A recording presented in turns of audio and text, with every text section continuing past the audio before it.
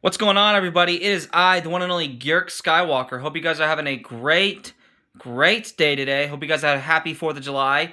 So, I've got a little explanation for you as to why Bad Batch Episode 10 review has yet to have come out yet, and this is still going to be a 3-in-1, but I'm going to keep it much more brief.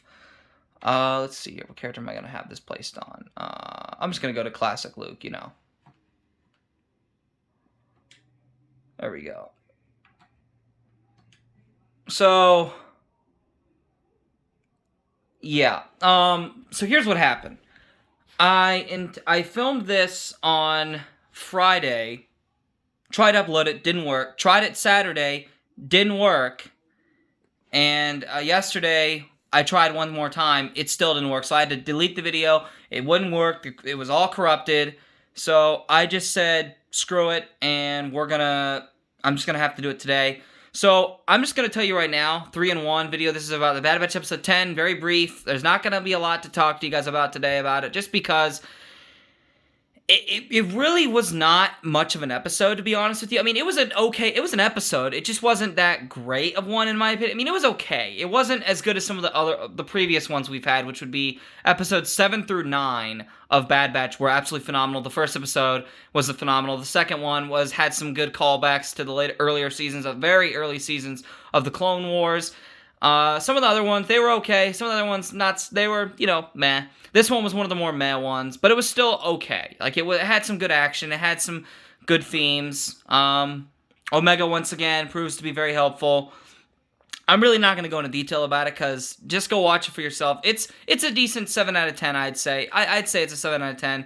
I'm not going to go into detail about it at this point, just because I'm just drained of wanting to try to do this one anymore. But episode 11 I will definitely do no matter what. Even if it's not even that good, I will do it. Just with this one, guys, I'm taking a back seat on this one. Now we're going to talk about Indy 5. So this is the next topic we're going to talk about. We're going to talk about Indy 5. Okay. So Indy 5 is an absolute mess. Harrison Ford has injured his shoulder. This happened a week or two ago. He injured his shoulder practicing a fight scene for Indiana Jones 5. The man is 78 years old. I don't know how good this movie is honestly going to be. And also, one more thing. If you guys hear the TV downstairs, I apologize in advance. We have my 94-year-old grandmother here. Her hearing aids are absolute garbage. And her hearing is obviously even worse. So if you guys hear the TV down there blasting in this video, I apologize in advance. So yeah, so the production for Indy 5 has been shut down for the next 3 months, and again, that's kind of a big deal, because that's a long time to be shut down. That's a long time to be shut down, and productions, 3 months is generally the time that it takes to do a production anymore these days. I mean, unless you're doing something huge and groundbreaking, or trying to do something that, it will take months of post-production and, editing and stuff like that. But in terms of just filming anymore these days, even with, big movies, big sci-fi films, big action films, they only take, 3 to 5 months anymore to do anymore. So, yeah. So currently, Harrison Ford, he's going to be able to do, his close-ups and some other scenes, but he's not going to be able to do any of the action scenes for 3 months. They've actually also, there's pictures if you go look it up, they're in Glasgow, Scotland right now. Glasgow, Scotland is doubling for New York City, set in the 1960s. They're calling for all people that have, for all people that, have afros and stuff like that, all African descended Europeans, or whatever the case may be, African Americans, to come and, if you have an afro, or you have, your hair done in a certain way, come and, be a background character in the civil rights movement scenes. It's gonna be set in the 1960s, so it's definitely gonna be the civil rights movement is definitely going on. With Indy 4, we came in the Crystal Skull, you had the Red Scare, the Red Menace, which was the riots and the protests against communism, which was the Red Menace, and the fear of nuclear fallout was in the headlines every day. There's a scene where Indy obviously survives a nuclear test nuclear bomb test by getting in a refrigerator and gets launched halfway across the state of Nevada. New Mexico. And there was the threat of nuclear annihilation. There was the 50s with aliens building civilizations. The fear of aliens, and Hollywood turned, all this communist paranoia into these alien movies as if they were, invading, as communism was invading our American society. So with Indy 5, we're going to see the civil rights movement. And I'm interested to see how it's going to be. Again, guys, I just don't think this movie is going to be very good, mainly because Kathleen Kennedy has just fricked up Star Wars so bad. I mean, she's literally fricked it up so bad. It's almost at this point just beyond repair. And again, half the stuff she's made is not even good enough to be considered canon. And it's not canon, it's Disney Star Wars, the majority of it. It's not Star Wars canon, it's Disney canon. And it's not Star Wars, it's Disney Star Wars. The only things I can say that are good enough to be canon is Solo, which is pushing it because hashtag Solo lost money, Rogue One, a Star Wars story, Clone Wars Season 7, Star Wars Rebels, there were some good episodes, and, there was some good stuff. Jedi Fallen Order, the video game, and for now, the Mandalorian series. We will see how long that lasts. And the Bad Batch has been okay so far. It's been pretty good. I've enjoyed it.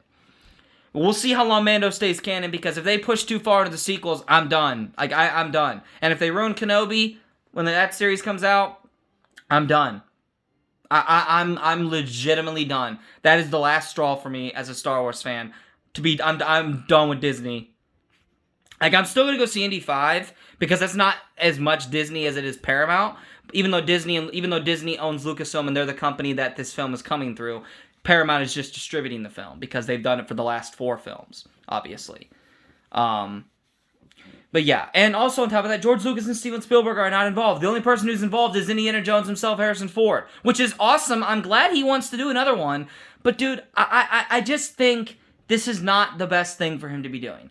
And I'm not saying that he can't. I mean, dude, the man for his age is in incredible shape, mind-wise, physical-wise, and just body-wise. I mean, he looks great, and he seems to be doing pretty good, because he's done some other movies in recent past at his age, and I think he's doing absolutely phenomenal for his age.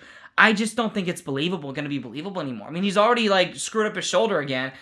And yeah, he got messed up in The Force Awakens really bad. But again, he was a little bit younger then, for one thing. And number two, even then, I just think they waited too long to do Indy 4. But it was still more believable then, because he was only in his 60s, and he still was in great shape then. He was in much better shape than he is now. Again, the man is pushing 80. How believable is it anymore? I believed it in Indy 4, because Indiana Jones, to me, it didn't matter his age. I still think he still has it, because Harrison Ford is a legend and will go down as a legend, no matter what age he was. But yeah, so Indy 5, it's kind of a mess right now. We'll see where it goes. Yeah, we'll just have to see where it goes. And then the other main news I have for you guys is I have renamed my one channel, Spicy McPaps, to your boy Hemophilia Gaming. That is all one word, capital Y, lowercase a, capital B, lowercase o-I, capital H, lowercase E-M-O-P-H-I-L-I-A. Your boy Hemophilia Gaming. And then it's spaced word, gaming. So your boy Hemophilia, all one word, space, gaming. That is what I have. Now again, I'm not going to be able to do a lot of gaming stuff, mainly because right now I do not have the equipment, the money, or the time to do gaming stuff right now. Now, for you guys, I do not. Now, I will still put up Snapchat clips that I have saved in my story. I will put that on my YouTube sometimes. Sometimes I play a lot of nights, sometimes when I play with my friends on Rainbow Six Siege, or we play Apex, Fall Guys, Battlefront 2 on PS4. I'm playing on Xbox One currently. We do that a good amount of nights these days. So I'll show some clips from that whenever I can. But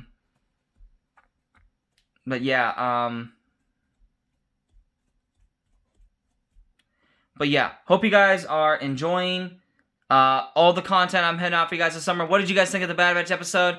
What do you guys think of Indy 5 being shut down for 3 months? Are you guys excited or do you guys not? What do you think of my new gaming channel? Go ahead and subscribe to that as well. And also, let me know your thoughts in the comments below. Thank you guys for those that do watch my channel and support my channel. I greatly appreciate all of you. Make sure you guys, if you haven't already subscribed, make sure you definitely subscribe so you never miss any more content I make. Make sure you leave a comment down below and hit the like button or dislike button, because that tells me I'm not doing my job properly. Tell me in the comments below what you guys like about my videos. Tell me what summer content you've enjoyed, what you have not enjoyed, and what I can do better at, because I definitely would love to hear the feedback, and I greatly appreciate all of you once again. Hope you guys are having a great summer wherever you guys are in the galaxy. And make sure you also hit the notification bell so you never, ever miss another upload from me, yours truly, the one and only Gjurk Skywalker. God bless, and remember, the Force will be with you, always. Take care, guys.